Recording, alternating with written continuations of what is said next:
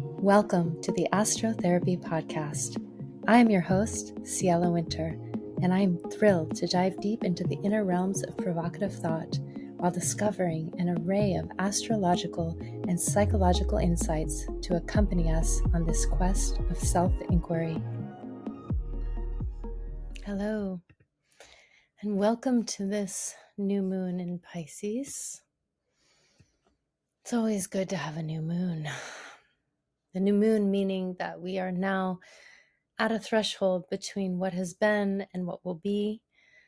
We are completing a cycle of the last month of projects, visions, realities that we've created. And we've seen those to a particular height. And we've then been in a process of reflection and now release. And we find ourselves here at the point of stepping into an entirely new cycle.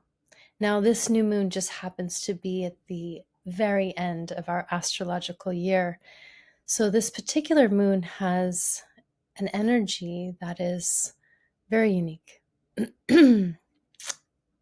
And thank you for your patience as I continue to move through a current journey of my throat, my expression, molting selves and releasing where I've been in a very big way, in a very emotional, a very sensitive, a very tender way.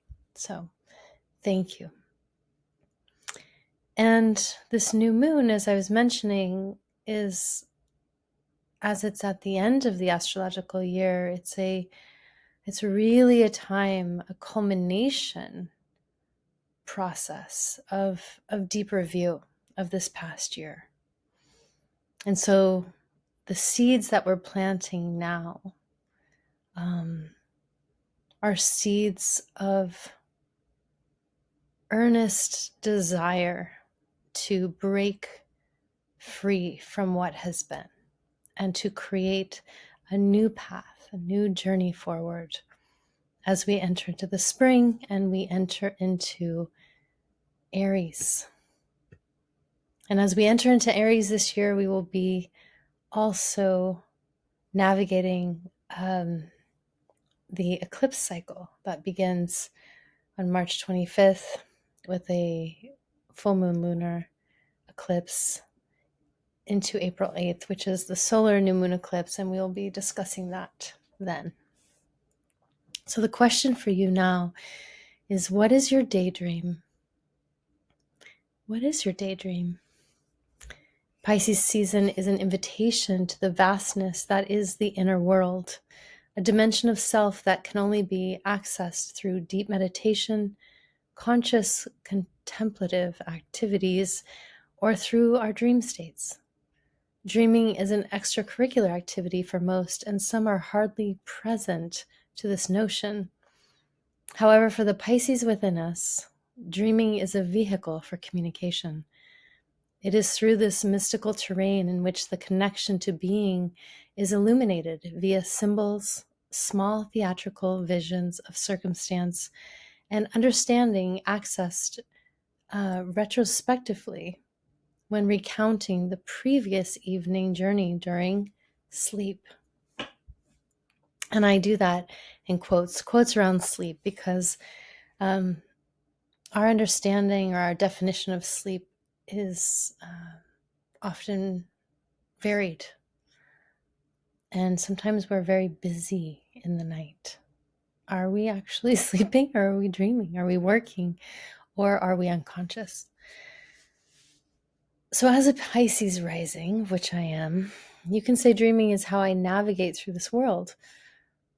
It is how I navigate through the worlds of my awareness, which includes my external reality, which is one we share, the full spectrum of my interior realms, my communion with God, and my underworld.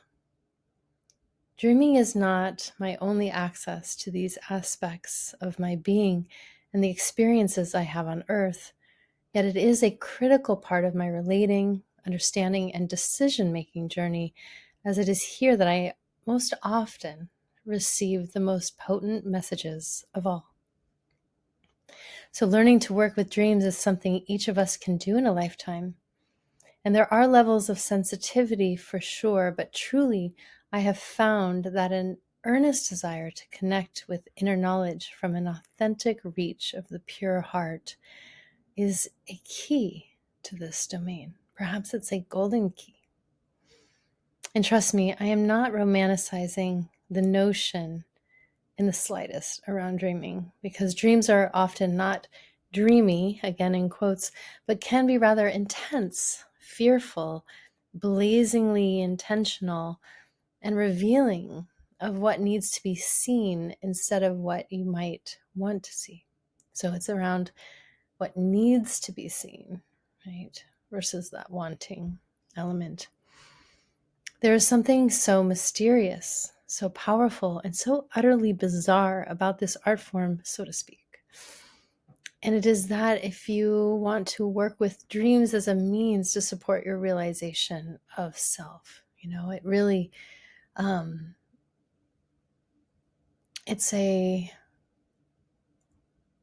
is an invitation to realize self through our dreams, but it requires a reverence. It requires so much of our attention and our attentiveness.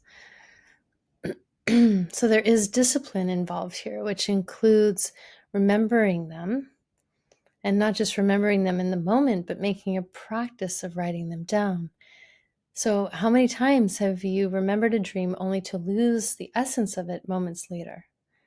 You're not the only one.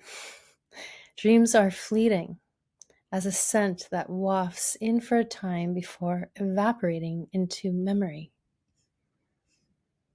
This new moon in Pisces is encouraging us to remember our dreams, and not just the ones I've been writing about here or speaking about to you in this podcast, but also the hopes and dreams that we aspire to materialize into reality. Again, quoting around reality. And I have quotes around reality because I sometimes think of this as a relative concept. Maybe not just sometimes. So what is real to you may not be real to me, and what our perceptions of reality may be different than someone else, and so on. And maybe there is a true reality, but my hunch is that it does not reveal itself easily in the samsaric dimension that I find myself in daily, and I will speak for myself. I have to go somewhere else to touch into that which is real. This moon might just be a portal into the reality that does exist, and yet is only available to those who seek it, who walk toward it through the secret codes of humility and faith. The Piscean kingdom is one of majesty and true effort. And that true effort is required, again, to delve into its depths and return with the pearls of wisdom that glisten upon the metaphoric ocean floor of your psyche. So my wish for you on this new moon is to dive deep, and instead of holding your breath, breathe in the new possibilities that are awaiting your discovery. All my best to you, and please receive the peace of my heart that lives inside these words.